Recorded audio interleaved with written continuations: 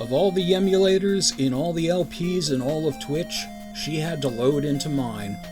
That right there is a ROM to kill for. That ROM, in fact, is Déjà Vu, and we continue our quest, trying to figure out who framed us, did we actually murder somebody, were we actually framed, and for that matter, who we are, because we still don't know. So far in our quest, we have punched out people, we have broken into a doctor's office, we have shot our way into a bungalow, we've just done all kinds of criminal activity to prove that we don't deserve to be behind bars. Very odd. Yes, Real Teximosis, Casablanca and Sin City. I'm kind of proud of that one. So the last thing we did here in Dr. Brody's office was shoot the lock off the file cabinet because we couldn't figure out how to open it normally. And thankfully there are a bunch of files in there. But first, let's take a look at our eyes, shall we? If you can't read the eye chart from where you are, get glasses. Well, I already have bifocals, but thanks for the tip. Let's go into the cabinets. File 1. It's a patient's chart. Ace Harding, during his last physical, was strongly urged to quit smoking. That explains the piece of gum you had.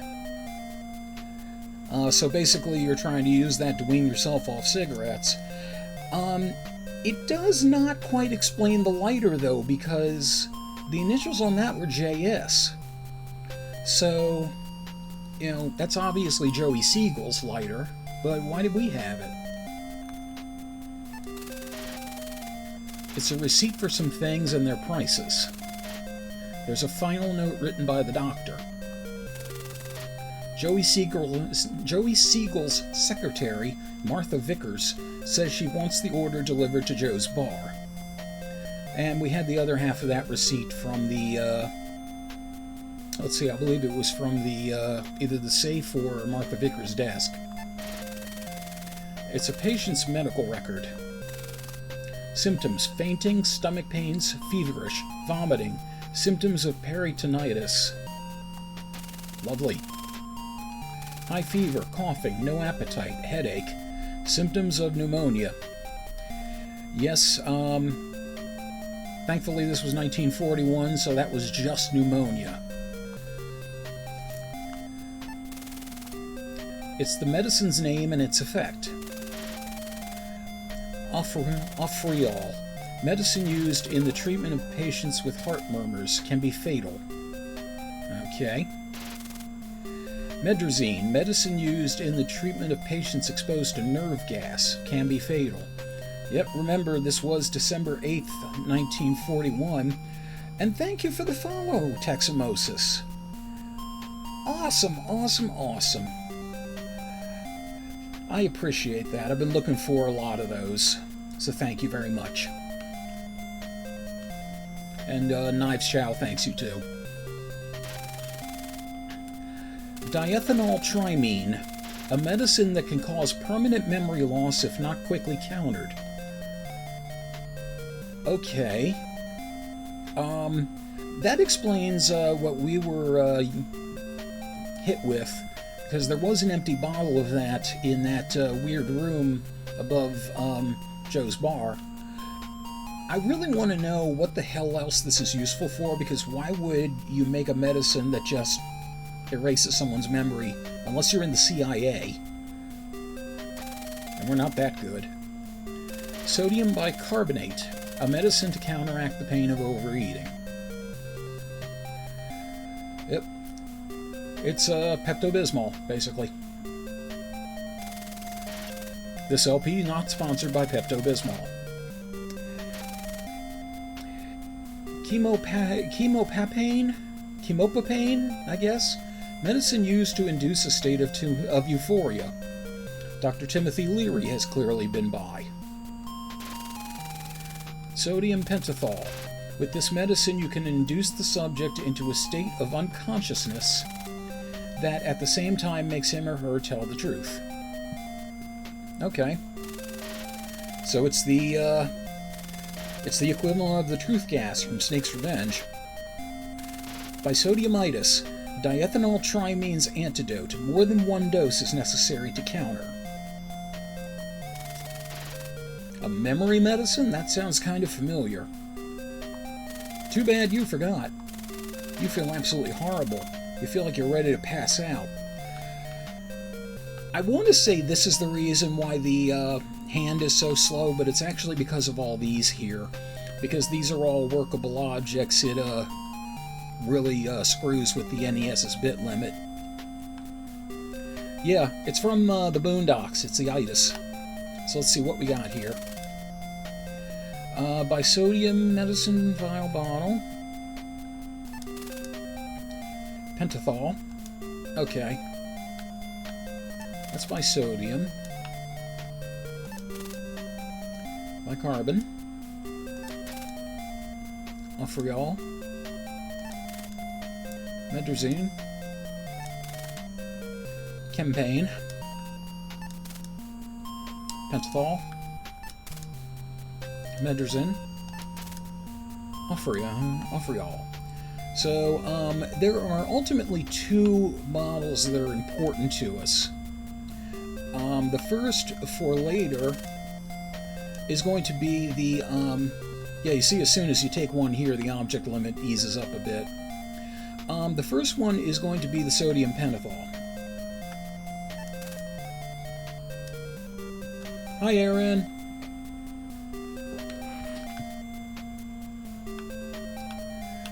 Well, very true, Teximosis, but, you know, when did truth get in the way of a good story?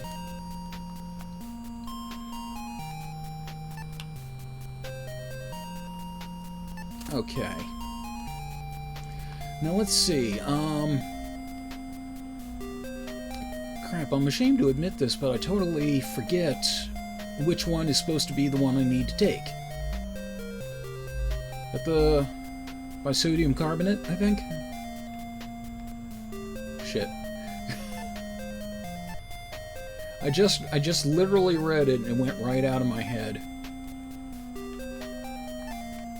Let's just spin through here again.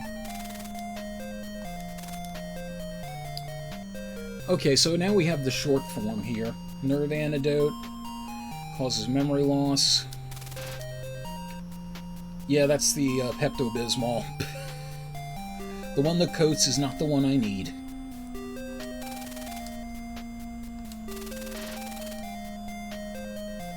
Bisodiumites.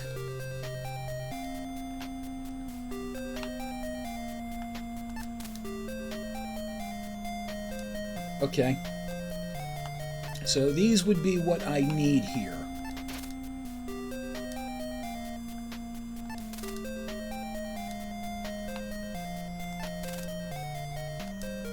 Now, I'm going to lay down a quick save state to do a couple of things. Like so. So,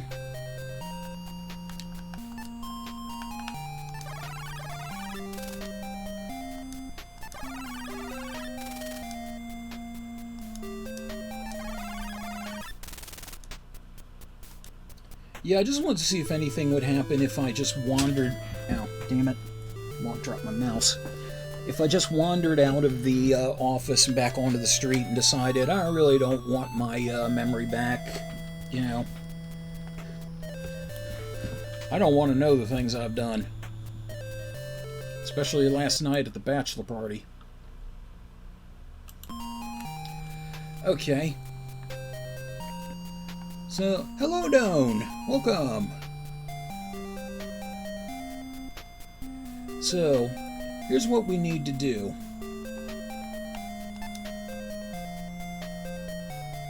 Medic 6.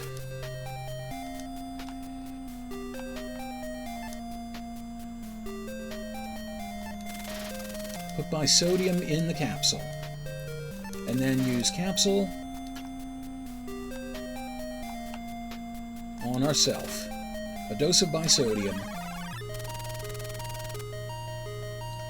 The medicine takes effect. Memories start rolling in. This one is from your childhood. It's Father O'Malley from the DeMille boarding school. So what can I do for you, Father O'Malley O'Hazel Charlotte the Sun? I was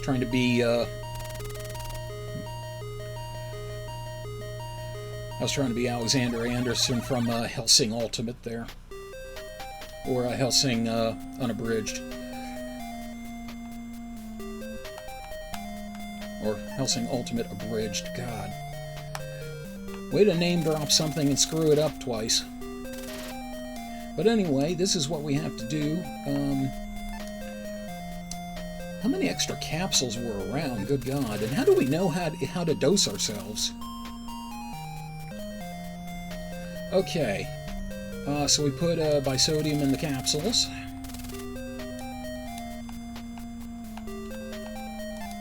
Down the hatch.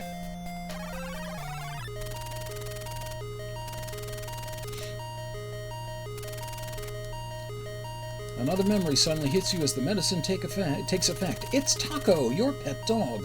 Say, woof, Taco. Want to play? Taco sends you to the hospital for stitches. This was a gag I didn't really get as a kid. I'm like, Taco knows I need to get stitches, so you know. Also, Taco is a weird name for a dog in the 1940s, but I don't suppose it's completely out of line.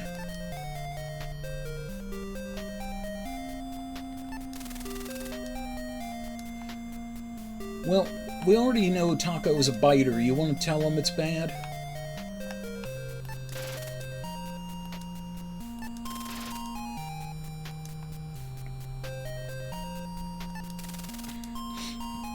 A dose of bisodium. Another flashback comes to you, obviously signaling the fact that your memory has almost returned. Hello, XH. Good to see you, man. It's Susie Q, the girl next door. Susie Q gave you your first kiss. She also gave you your first chocolate cupcake treat. Suddenly you feel great. You now realize who you are. And you're even more ashamed. Ace Harding, that's it. You're Ace Harding, Private Eye. And first STD. Yeah, sadly there's nothing on the medical shelf for that. Okay, well congratulations, we got our memory back. We know who we are. We're still right screwed. Because we're still being framed for murder. Oh, I want to mention something, by the way, while I'm thinking about it. There are 3 of these sodium pentothal bottles. You need ultimately only 1 to be able to get to one of the final areas of the game. So you have 2 that you can do something else with, which actually gives you some plot background. But if you end up wasting all 3 of these or never picking them up, you can't get to the final area of the game. So these are things you have to be careful with. We already knew our name, but we sort of had like a disassociation. Like there was a poster that said we were Ace Harding, but it didn't make sense to us. We couldn't really process it. So, what I'm gonna do, I'm gonna take lots of drugs, you know, like a good hero should.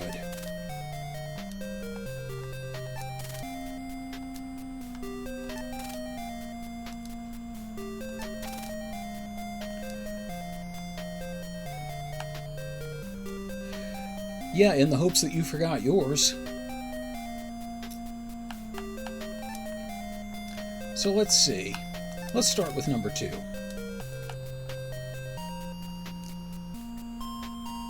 Oh, and by the way, while we're at it, let me go ahead and do a save state outside this one, so I don't have to pick them all up again. Medrazine. Oh, I'm sorry to hear that, Rick.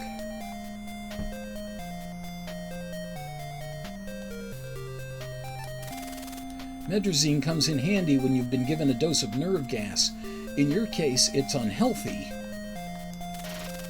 You begin to feel very, very sick, and you quickly lose consciousness. And your ass is dead.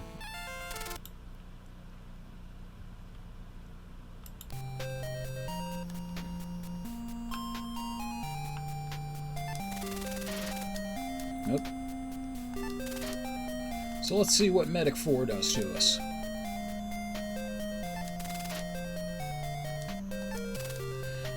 I see it says Offriol, but I thought for a second it said put awful in the capsule. It's like just swallow shit. Taco berries you. Does he dig you up later? Suddenly, the pain in your chest gets worse, much worse. You feel as though you were going to die.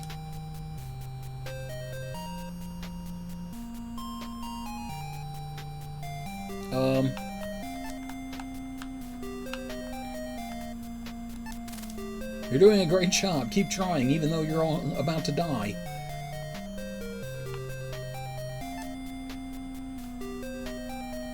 Let's see, the Medic 4 is off for y'all, right? Well, what the hell, you know? When in doubt, double up. Remember, kids, I am not a trained professional. Do not try this at home. Go to a neighbor's.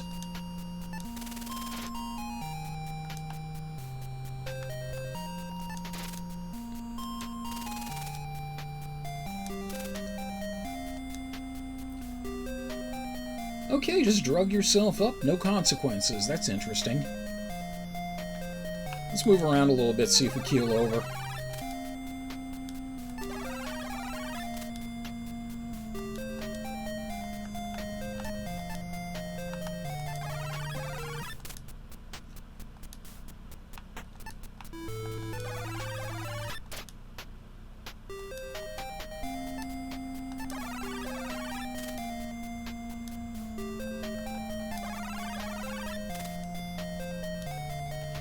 Okay.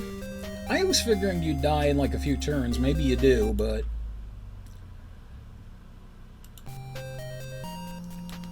Okay. Well, we got, let's see. I don't think we tried Medic 3.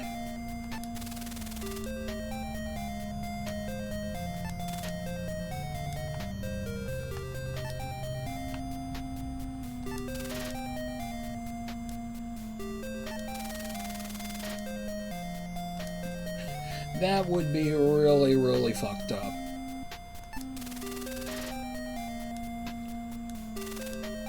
A dose of bicarbon. Tastes pretty good. Hey kids, you know, medicine. Get into the medicine cabinet and find candy. Quite an interesting message to send to the young Nintendo players, isn't it?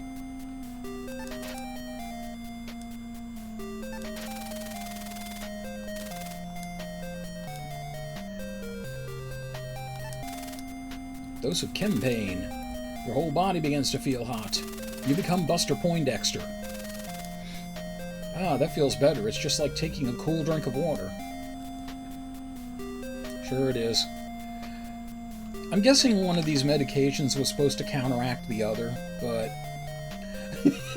I found out who I am. I'm an addict. I'm not an addict. Maybe that's a lie.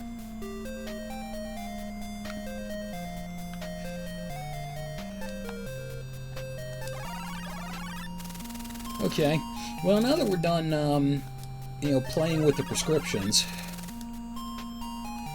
so we're going to head up here.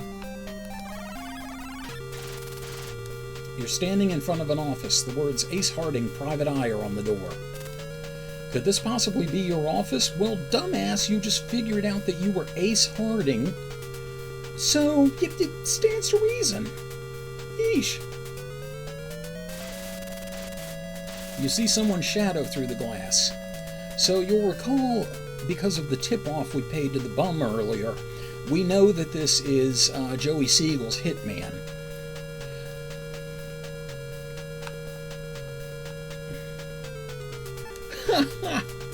I can give you one better, Teximosis, if there were child protective caps and this was on the Wii. Or even worse, the Kinect. You would never get those damn things open. Through the window, you can see the shadow of someone inside.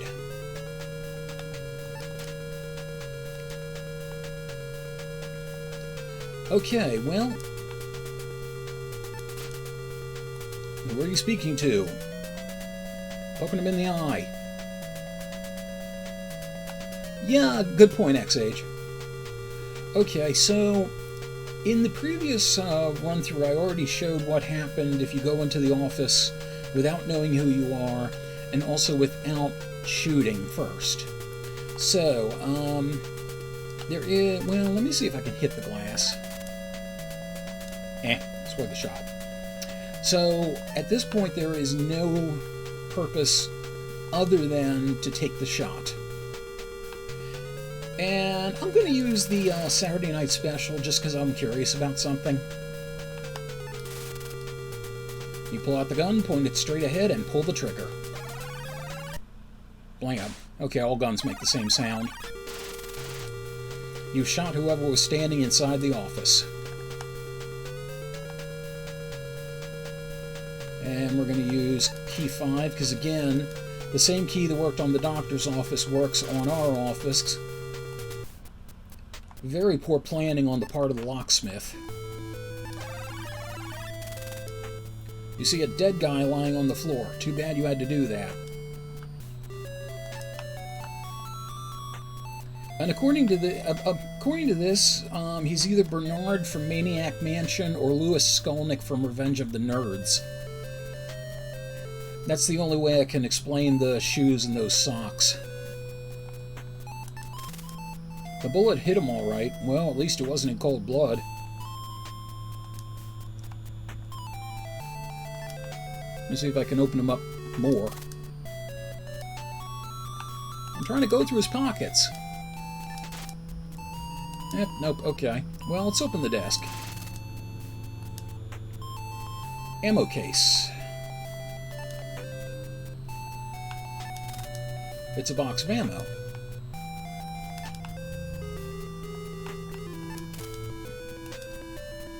And we have 6 of bullet 1, which are the bullets that go into our 38. So we bought some of these at the gun store before, but like I said, with 3 bullets, you actually have all you need to get to this point, and then you have these extra ones.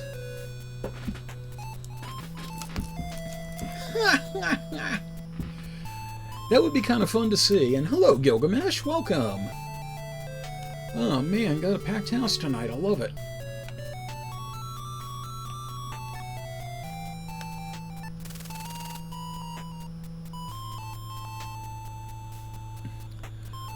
Wow, that is a hell of a Twilight Zone. Let's examine everything first. There's probably a drawer on the other side of the desk. Well, yeah, there was. It's a shelf. It would probably collapse if you sat on it. And that's why you hung it up there as opposed to near ground level. It's a window. It's so grimy you can't see a thing through it. The file cabinet looks somewhat interesting. I know whenever I see a file cabinet, I'm like, oh, woo, yeah, party. You can't do that? Oh, shit. Gotta open the damn thing first. Open the cabinet. More files. File 5. The letter says, Ace, I've got a way to get you off the hook. It's a simple kidnap job. Just pick up this wealthy woman and deliver her to me. I'll collect the ransom while you get to live. Your debt's paid. If you bungle it, you'll take the rap. I've got everything planned so that nothing will lead to me. This is the only offer you'll ever get, so decide and call you-know-who. Huh.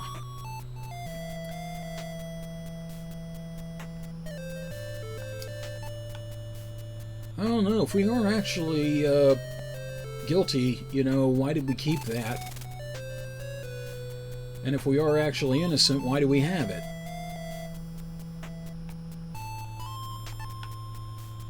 Let's see what the other ones are about.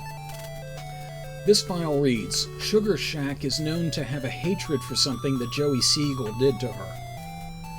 And Sugar Shack was the woman that we had to punch out right near the police station. That's where we got our Saturday night special from, along with another $20.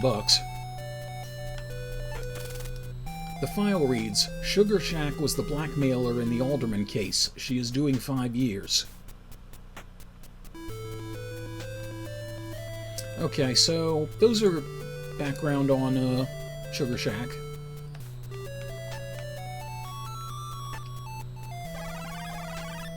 I think that should be the name of a dessert, not a criminal.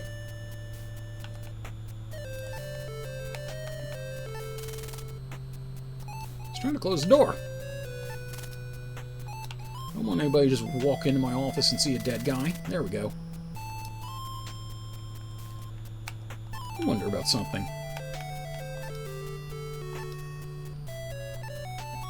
Curiosity gets the better of me in these kind of games, but I'm often very glad that it does. Click, it is close. Okay, well, for that little bit of English, it was worth it. I wonder if I examine the stair sign. I don't understand stairs.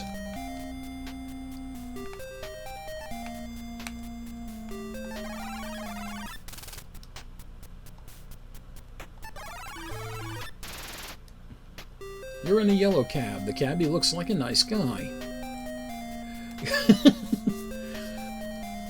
Yeah, the odd chart made you remember because, you know, of all the cracks in it. You're in a Johnny cab. Oh, you want me to shoot him? Okay. Asking you shall receive, XH. Let me just save state first.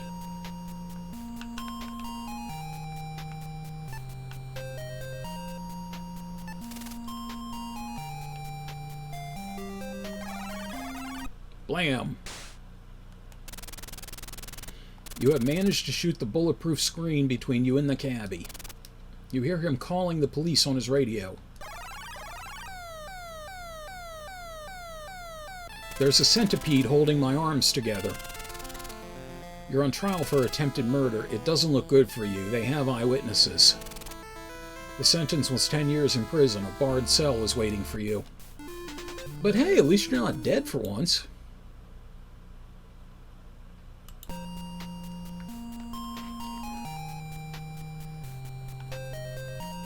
Yeah, the same thing happens, by the way, if you try to leave the cab without paying, you get busted by the cops. Cabbie says, where do you want to go, mister? And we want to head back to Peoria Street.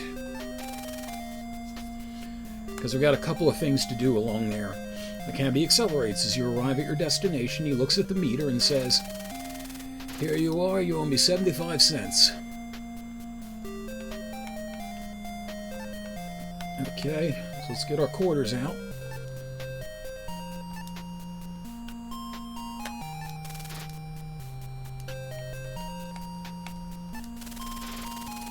You give the cabbie his fare. He says with a smile, thanks for the fare, Mac. Do-do-do-do. It's Peoria Street. Oh, him again. The mugger blocks your way. His black eye shines as a souvenir of your last encounter. Okay, hotshot. I wouldn't try that again if I were you. Give me your money now. I'm under the assumption once again, but let's make sure, that if I try to do anything untoward, he's just gonna... Yep.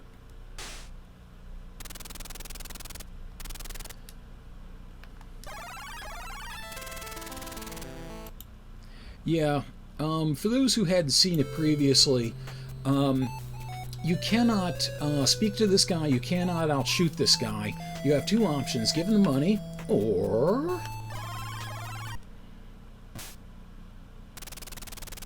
Sacco! A swift jab to the mugger's left eye sends him reeling back in pain. He quickly runs away.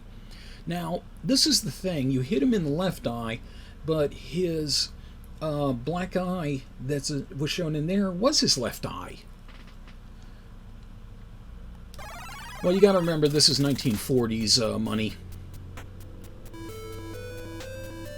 Yeah, you'd think he would figure it out. Now, here's the thing. He's going to come back. And I'm going to putter around until he comes back, because it's funny. This episode's PI Without a Prescription was made possible by Mike Panza, Rick in Baltimore, D. Iotti, the post-production work of Matthew Carr Anderson, and all my encapsulating lycanthro fans. Thank you very much for your continued support. Until we game again.